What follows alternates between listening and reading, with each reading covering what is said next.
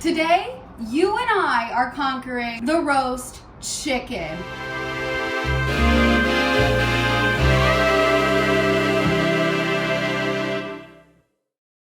That was supposed to be dramatic. I call this the foolproof roast chicken recipe. If I can do it, you can do it. Now, I have read countless textbooks on how to roast chickens. Yes, I spend my time doing that. There are so many different ways to go about this, but I'm just gonna show you what I think is easiest and breeziest. To be honest, you're supposed to brine your chicken to bring more flavor into the meat, to make it more tender, and it just gives an overall better juicy quality to it.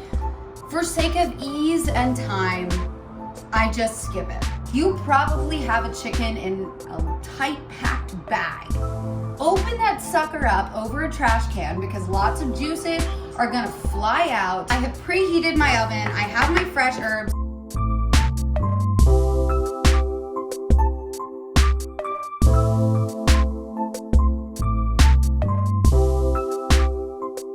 You're gonna see this bag. Usually they're pre-packaged.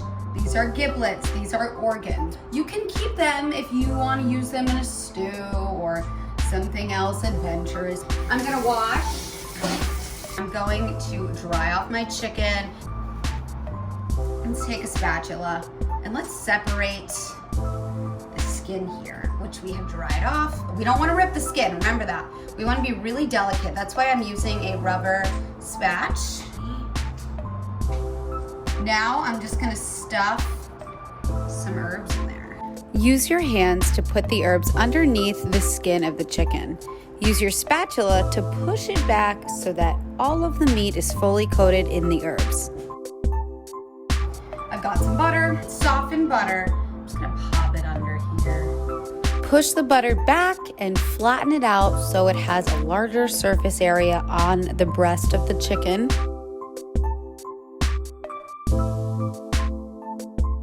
Then repeat on the other side.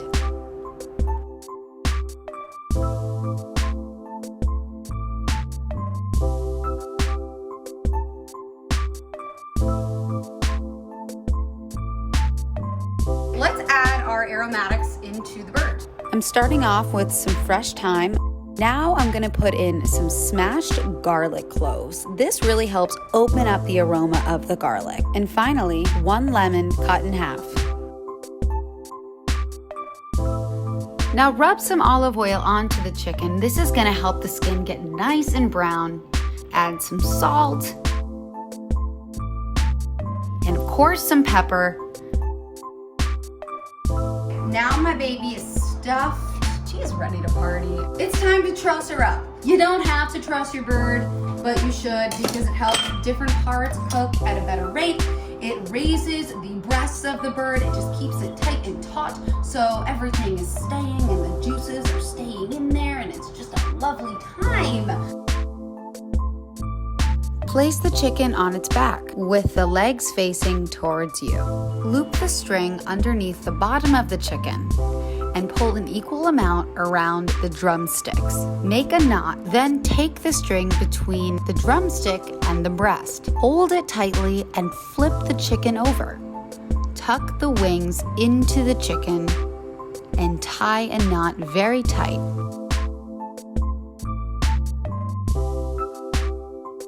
This is a giant chicken, like huge. I'm just going to roast it for an hour. Take the internal temp of the deepest part of the chicken. And when the deepest part is 165 degrees Fahrenheit, that means the chicken is ready. We're at 168. Gorgeous chicken, look at her. It's beautiful. Honestly, this is golden brown to perfection. I'm really impressed with this. I love it. Just let her sit, let her just hang out so all the juices fall into place. We're going to take her out. And whatever you do not throw this juice away. We're gonna get a cutting board and we're gonna carve her up. Use your knife to slice down. You're gonna hit a tough ligament and some bone. Let the blade do the work while having a firm hand on the thigh. Tug a little bit if necessary. Cut the drumstick off of the thigh by slicing straight down. Grab the wing away from the chicken. Use your knife to cut through the joint and separate the wing from the body. You can tug a little bit if you need to.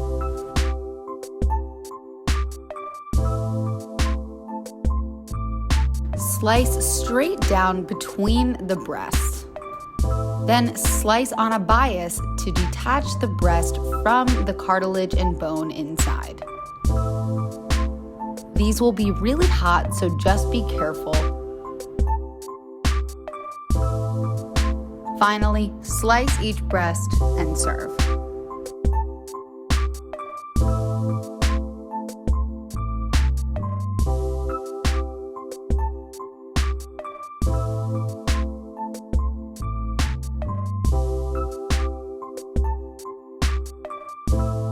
So when it comes to carving a chicken, I do think one of the most important things is having a sharp knife. I think that's actually the most important thing, because you can slice through and have the spots right, but if your knife can't break through a ligament or a bone, it's just gonna be an unproductive time. I hope you guys enjoyed this episode of Casual Cooking Show, and be sure, as always, to subscribe to my channel, and don't forget to follow me on Instagram, where I post my dining adventures and more recipes. Yay!